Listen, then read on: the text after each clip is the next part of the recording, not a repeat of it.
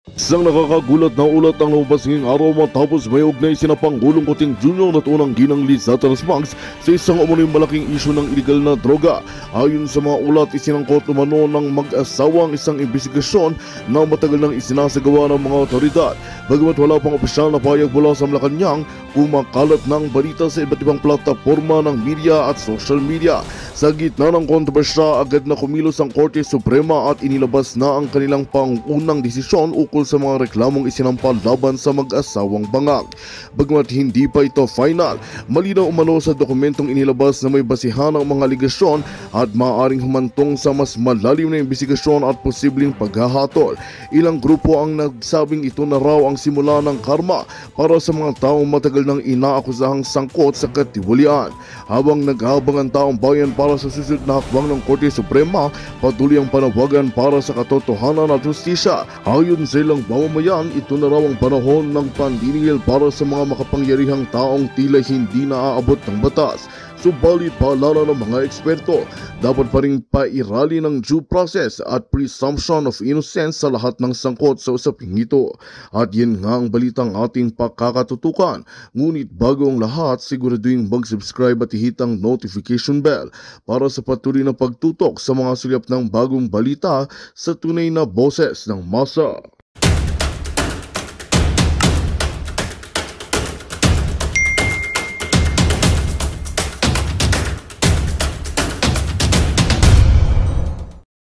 That people will be in Hong Kong, I would really love to be interviewed by them and I would slap them sa katotohanan.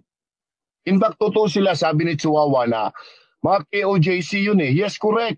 That was their event. That was their prayer rally. Yet they are for Digong, for Tatay Digong. So what's the difference about it?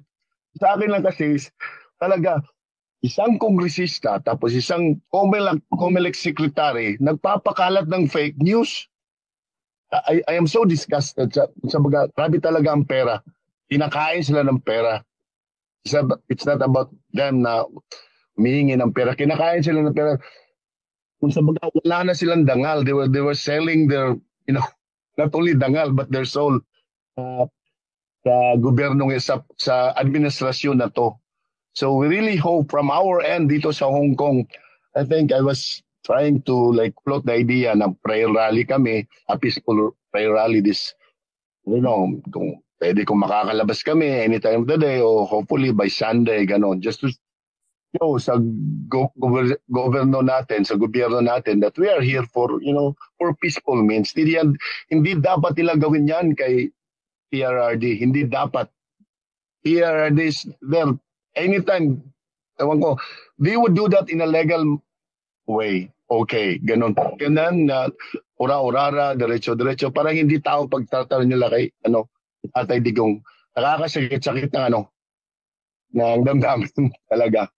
And once again, I have to echo this, kung ginawa nila sa ganyan, former president, abogado, fiscal, they could also do that to anybody, sinong Pinoy, especially din yung walang kalaban-laban. Grabe. So yan lang po. Patuloy ang laban natin dito. Salamat. God bless us all.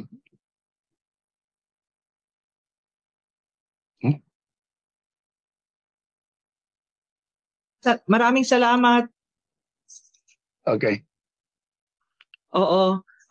Sis, mayroon po tayong tatawagin na bigay natin sis yung floor kay Janet Lopez, Hong Kong. Ito'y ating mga kababayan na nasa Hong Kong at ito ata siya ay probably nakapunta doon sa rally na ginanap nung Sunday. So Janet, you have the floor. You have the floor po. Welcome po sa lahat at salamat po. At least po marinig yung side namin, mga OFW, na tunay na may malasakit sa bansang Pilipinas at sa ating Tatay Digong at kay VP Sara. Meron po akong placards dito na ginagamit, naglalakad ako, gusto ko makausap yung mga kababayan nating OFW, galit na po sila sa gobyerno ngayon. Kung pwede ka daw mag-rally kami ngayon dito sa Hong Kong dahil na may trabaho kami, ang kaya namin gawin ngayon, mag-share sa Facebook, yung isang account ko, Nirestricted nila, hindi ako makashare. Ginamit ko itong isang account ko na naman para makapaghatid sa grupo namin na kailangan namin magkaisa, magtulungan. Sobra na po, hindi na po namin kaya. Sinabi pa nila na bayaran kami dito sa Hong Kong. Wala kaming bayad, wala kaming tulog. Nagsarili kaming baon sa pagpunta namin doon sa event ng KOJC na pagtitipon, pasasalamat para kay Tatay Digong dahil ang napakalaki ng ginawang tulong ni Tatay Digong sa aming mga OFW. And we are so proud of him. Even the foreigner dito sa Hong Kong, sabihin ko po sa inyo, sila pag nakita nila nakaganito kami, naka-Duterte kami, sinasabi nila, nakaka-proud ang presidente ninyo. Napakagaling ng presidente ninyo. Pwede bang mahirap ang presidente ninyo?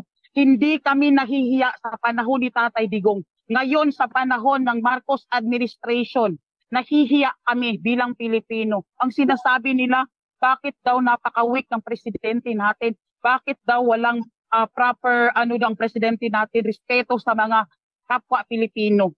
So, kami mga OFW, kung pwede po kaming maglabas ng sentimento, mag-rally dito sa Hong Kong, ginawa na po namin. Nakita nyo po yung nangyari sa KOJC.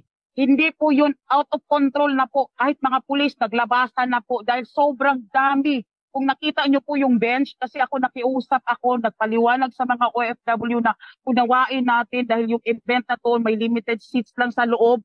Kinontrol pa nga ng pulis dahil sa security ni Tatay Digong kasi wala po talaga sa plano si VP Sara na bumisita. Biglaan po sa pagpakita ng malasakit at papasalamat sa mga OFW. Ang inform lang po sa amin talaga bilang mga leaders, nandyan si Tatay Digong at magbisita mga senators na kakampi natin sa PDP. Pero nung pagpunta ni VP Sara, wala po. Pero talagang nakita ninyo ang pagmamahal ng mga OFW. Walang kain, walang tulog, madaling araw pa, naglalakad sila sa kalsada para maka-attend. Kasi first come, first serve ang pagpasok.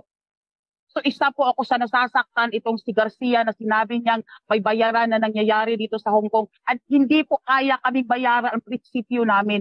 Kahit anong bilyon man ibayad sa amin, hindi namin gagawin yun dahil napakalaking utang na loob ng mga OFW kay Tatay Digong at kay VP Sara. Ibinalik po nila yung respeto namin sa gobyerno. Ipinakita nila na pwede pa palang magbago ang Pilipinas, na meron pa palang pwedeng pag-asa through sa buhay ni Tatay Digong. Walang nagbigay ng pahalaga sa aming mga OFW kundi si Tatay Digong lang.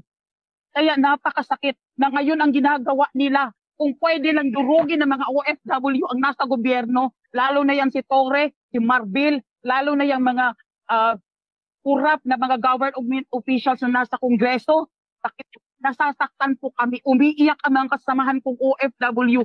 Gusto na po, kumatawag sila sa akin, alam nyo ba, umiiyak na rin po ako. Dahil nasasaktan ako sa kanila, hindi ako na OFW na ginagawa nila kay Tatay Digong. Sana makagantay din tayo para sa kanila. Kaya natanawagan ako na sana tulungan natin mag-rally na kayo, lumabas kayo sa kalsada dahil sobra na po ang gobyernong ito. Kung pwedeng mag-rally kami sa consulate ngayon, lalabas kami pero may mga employer kami. Ito na lang po ang paraan namin. Mag-ikot sa mga kababayan nating OFW dito, makiusap, makiisa, magbantay sa Facebook. Salamat po, pasensya na po talaga. Emotional po kami lahat dito ngayon.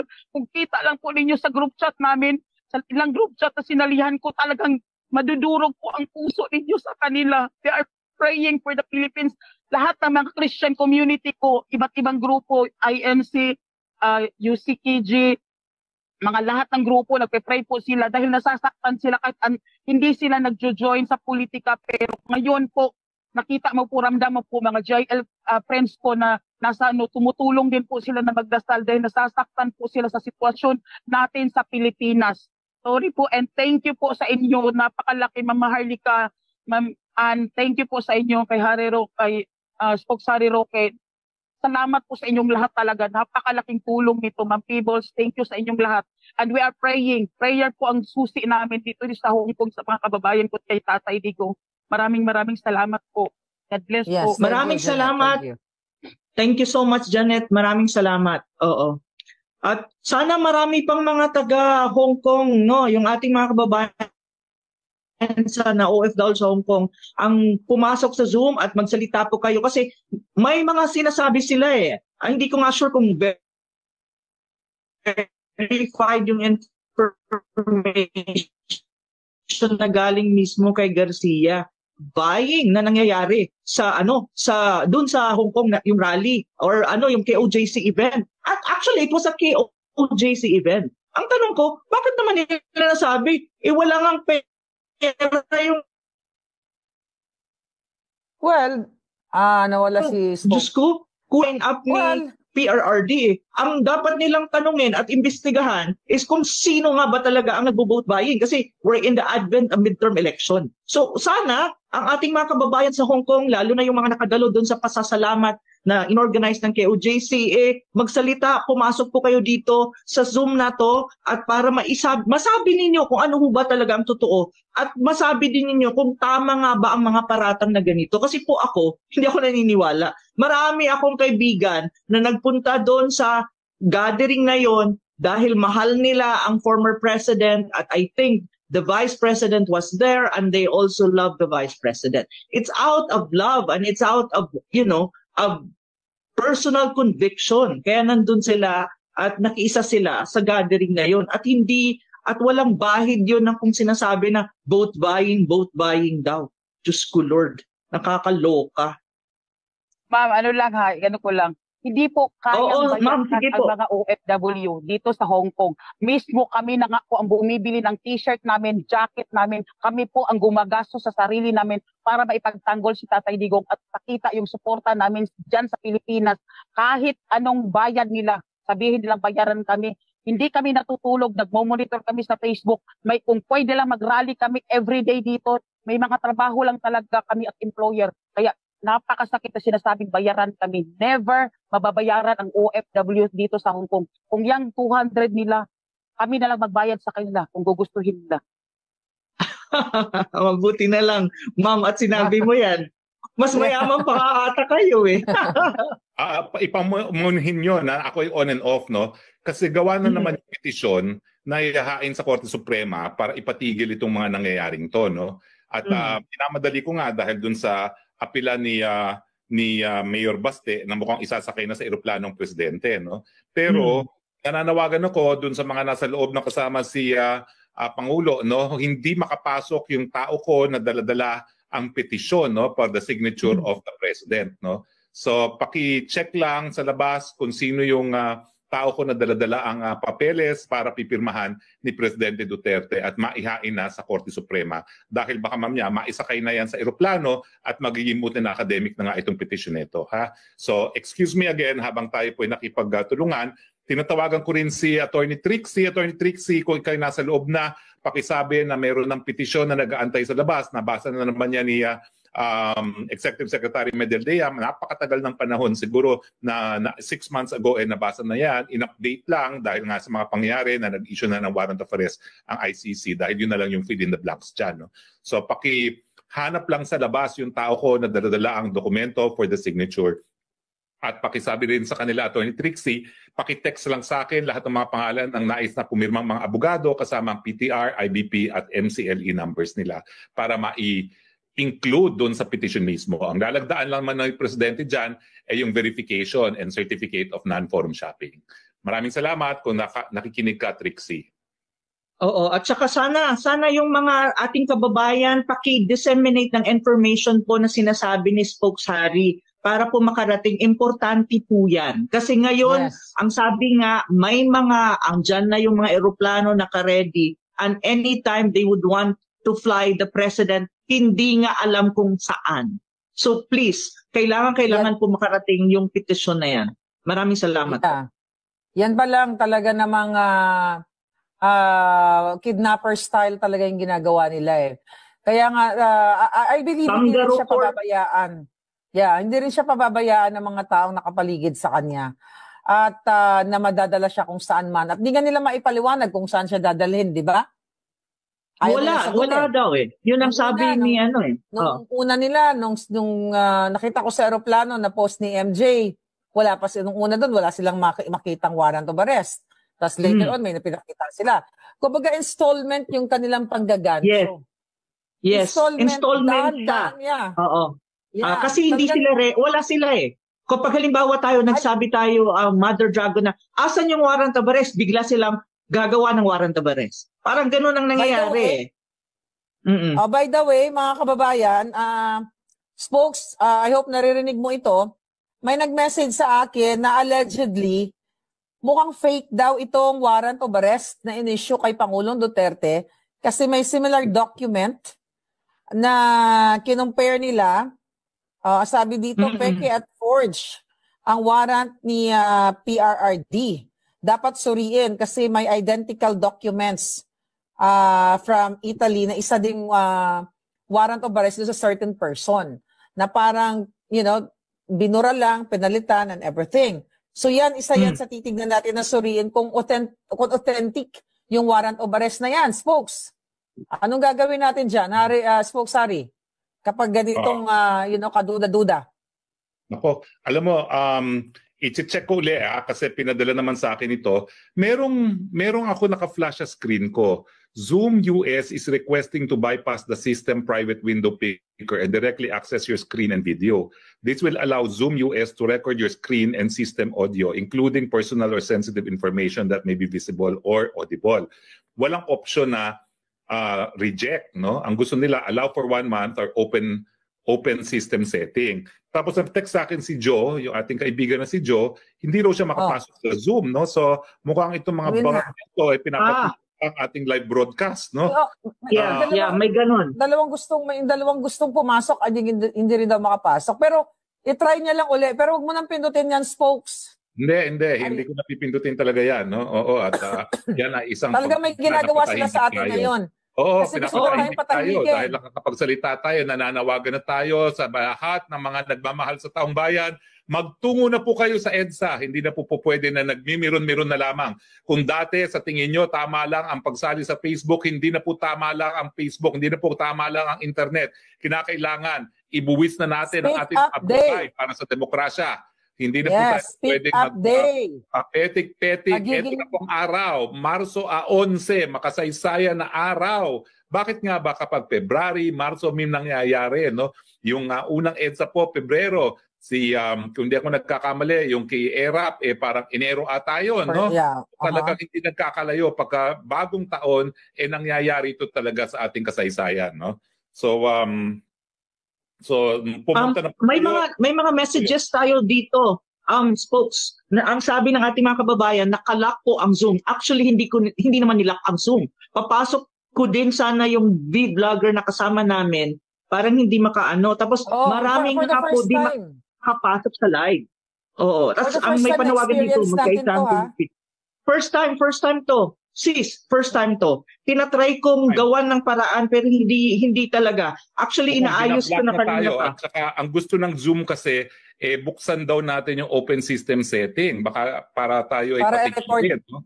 Para patigilin tayo. No. Oo. Wag mamaya. Sige lang.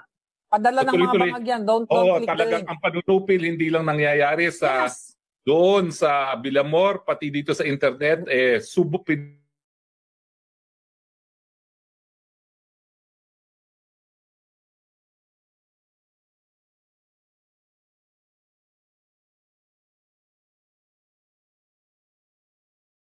pigil nila sa tao na makapasok dito sa town hall.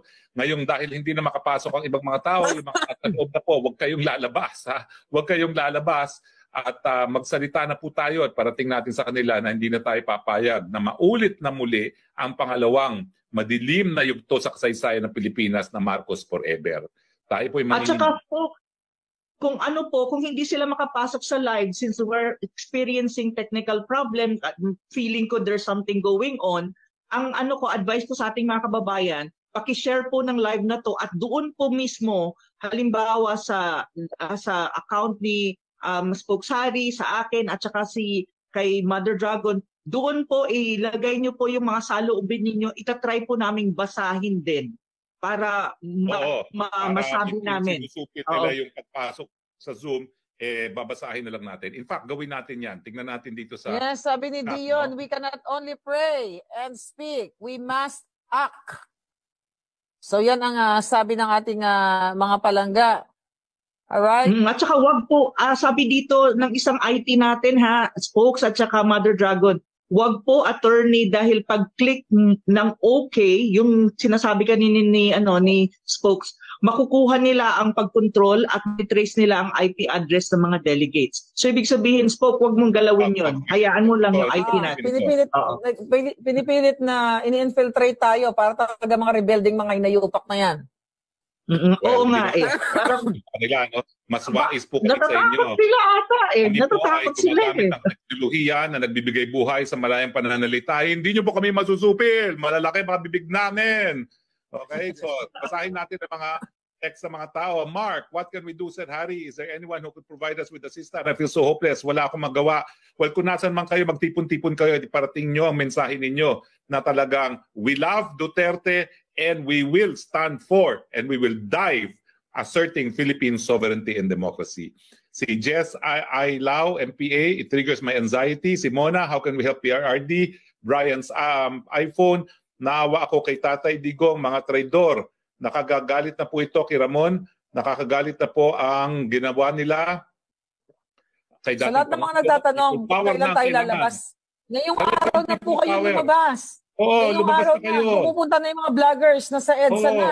Papunta na sila. Kailangan nyo mag-speak up. Pakita nyo yung bilang nyo, ang supporta ninyo. Na ngayon, March 11, si Albert Martin Celiona, Laban Pilipinas para kay PRRD, Romel Duco, Marcialona, FTR, ito si FDR, Hamid Palapar, Michael Safe Bolkers, Laban Pinas kay Tatay Diggs, Romel Duco, hindi lang siya marunong mag-declare, Harleen, ang sakit sa dibdib, tapos si Bay Tony Jensen, magkaisa mga taong bayan, Harleen, opo, Professor Ambion to you. Attorney, may tanong lang po ako, hindi po tayo makakasuhan ng illegal assembly. Wala pong kasong illegal assembly sa internet, okay? At saka ang illegal assembly po, sabi ng Korte Suprema, hindi po kriminal ang pagtitipon-tipon para sa mga mapapayapang pamamaraan para iparating ang saloobin ng taong bayan. Si Fanny, help please, tawagan ninyo ng lahat People's Power kasi wrong moves na sila. Kaya nga po nananawagan na kami, people power na tayo. Tero na po sa EDSA. Wala na pong cardinal sin. Ang meron na lang po dyan, Maharlika, Harry Roque, Ana Malindogoy, at saka mga vloggers na nanawagan. Punta na po tayo sa EDSA kung nais nyo pong depensahan ng demokrasya, ang soberenya, at ang pagiging malaya ng Republika ng Pilipinas. Doon po sa mga OFW na nagtatanong kung paano kayo makasuporta, mag-gather po kayo. Kayo dyan, lahat, worldwide. Mag-candlelight kayo or ipakita niyo yung bilang ninyo. Papasok kayo dito sa Zoom.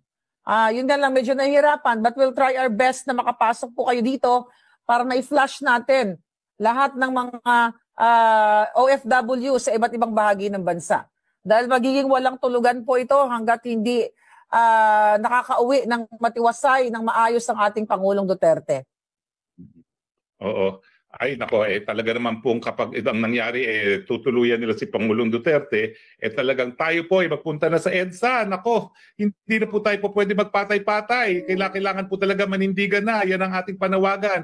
Kung tayo ay talagang nagbibigay pasensya ng mga nakalipas na panahon, tapos na po pagbibigay pasensya. Pag hindi pa tayo gumalaw, tuluyan na po magiging Marcos forever na naman itong ating gobyerno. Yes, kung papayag sila na, again, nasa mga kamay ninyo, hindi naman, kumbaga, yung mga ating mga migrants, yung mga nakatira na sa iba't ibang bahagi ng mundo na maayos ang buhay, di ba? Kung tutusin, like mga OFW na yan, yung iba maayos na ang mga buhay niyan, karamihan sa kanila, pero patuloy pa rin sila na sumusuporta dahil, alam nyo, kahit nasa ibang bansa kami, majority ng Filipino nangangarap na bumalik sa Pilipinas, na maging maayos, maging crime-free at least man lang, ang ating bayan at maipagmalaki man lang natin uli na tayo ay maayos na mga Pilipino. Pero nakakahiya dahil mismo dito ang mga alipores ni Lisa Tanas nagkakalat. Dito pa nagdodroga sa Amerika, dito pa nagpupulboron. So kitang-kita nyo yan. Kailangan isaksak natin sa isipan ninyo na ganito kaganid, ganito kawalang hiya ang gobyerno ninyo. Kaya panggigipit ang kanilang last resort Dahil hindi nila kayang kontrolin yung mga bunganga natin. Tignan mo ngayon, sinusubukan tayong pasukin, i-hack itong mga, ang ating mga vlog, ang ating Zoom meeting. So, kasi nakikita nila Mga kababayan, nakikita nila yung power ninyo. So, I know, lahat naman tayo busy sa buhay. Minsan kailangan natin magsakripisyo o ma-absent sa trabaho para manindigan, para mag-speak up. Katulad ko, di ba? Ngayon, sakripisyo talaga Alam mo yan, Spokes, walang tulugan. Dahil gusto kong malaman ng taong bayan kung gaano kababoy ang gobyernong ito.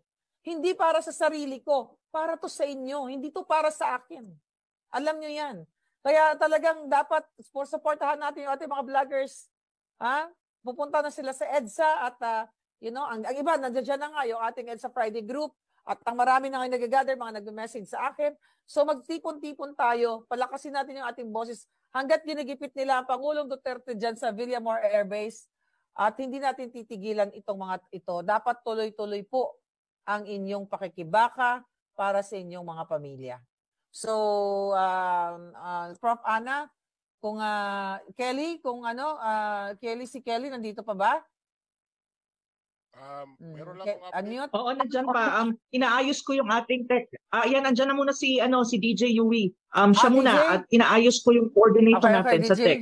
Okay. DJ, Go ahead. andyan na siya. Go ahead. Update lang kasi kanina pa ako nagsisearch, wala pa talaga akong makita kahit yung sinasabing read notice ng Interpol, wala pong pangalan ni PRRD doon. At doon din sa International Criminal Court, tiningnan ko rin yung sinasabing warrant of arrest na... Mahina po ang audio niya, mahina po ang audio. Ano? Mahina po, mahina. Mahina po. Kahina? Mahina ba? 1, 2, 3. 1, 2, 3. Malakas na yata. Tiga, saglit lang ha. Anong nangyari? Bakit mahina? Mahina ba audio ko, Prof? Mahina po. Wala akong marinig. Medyo mahina. DJ, medyo mahina siya ng konti. Siguro ilapit mo ng konti. Ayan. Malakas na ba? Malakas na? Hindi masyado. Sige. Narinig pa rin. Pero medyo hindi pa rin. Huwag tayo magpasupil. Walang bibitiw. Hindi tayo magpapigil ng broadcast. At kaya naman tayo sinusupil na ay napakadami na natin. No? Kanina pa, nag-100,000 na tayong mga nagsasama-sama dito. Ngayon, titignan ko kung ilan na. At kaya gusto na nila tayong patayin at gurgurin at patahimikin. No? Anyway, ayan, 1, 2, 3, 1, 2, 3, 1, 2, 3. Yan. Okay ka na. Narinig ka naman namin. Okay. Yun nga, uulitin ko yung update nga na kanina pa ako nagsisearch sa Interpol, sa ICC. Wala po talaga akong makitang dokumento regarding sa arrest, warrant of arrest ni PRRD. So, malamang manipulated lahat po itong nilalabas nila. So, dapat po makahanap po tayo ng source talaga kung totoo ba talaga yung nilabas na Interpol red notice. Kasi kung may red notice, nilalagay nila sa website nila. So far, wala pong apelidong Duterte na lumalabas sa kanilang website sa Interpol. Kaya malamang ito po isang manipulation ng bangag na gobyerno ng Marcos. Oo, dahil kanina rin nakakuha rin ako ng impormasyon galing naman sa dahig mismo, no? Nothing official daw ang nothing official pagdating sa warrant of arrest ng ICC. Pero meron naman po kaming nakopya na warrant of arrest na mukhang pirmado at mukhang galing sa ICC, no? So yun naman po ang atin lang, no? Pero pwede pa natin i-check ang authenticity niyan, Spokes. Magaling si Lisa Tanas sa pandarayan ng mga dokumento. Babasahin ko lang, titignan ko kung talagang ito ay sulat ng International Tribunal, ha? Kasi sa lengguwahe, malalaman mo kung malalaman mo. ito ay gawa ng mga Pilipino o ibang klase. Dokumento legit pero pwedeng pinalitan yung pangalan. Alam mo naman ngayon. Pwede nilang gawin yan. Pero sige lang, go ahead. Yan, so tinitingnan natin. Attorney. Yes. Okay, go ahead, Attorney. Go ahead. So, tinitignan ko at mukha namang extensive yung discussion dito at mukha namang sa tingin ko, mukha ngang authentic itong warrant of arrest neto, no? Sa lengguwahe, the manner by which it was written. No? Pero nonetheless, ang punto nga is, kung legit. Magandang balita ang hatid namin sa inyo ngayong araw. Sa pagtatapos ng aming balitaan, nagbigay kami ng mga mahalagang impormasyon. Maraming salamat sa pagtutok at pagsuporta sa aming programa. Huwag kalimutang manatili sa mga susunod na araw para sa mga bagong balita at mga kwento na dapat nating abangan. Mula sa Boses ng Masa, magandang araw, Pilipinas!